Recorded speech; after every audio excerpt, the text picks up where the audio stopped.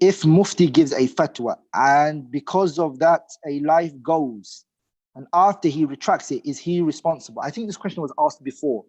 I was asked this question before.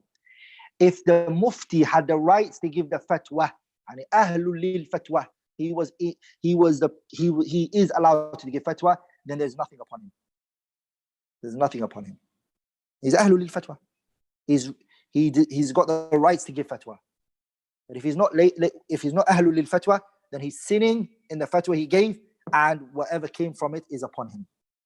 Yani, let's say for example, a Mufti gave a fatwa of a person for capital punishment. He said this person, his issue is capital punishment, and then the capital punishment was fulfilled. After many years, the Mufti came back and he said, my view in this issue has changed. I don't believe that capital punishment is the view in this issue. The scholars, they say, if he's a person of ahlul lil fatwa, then it's another qadiyah. But if he's not ahlul lil fatwa, blood money is needed from him.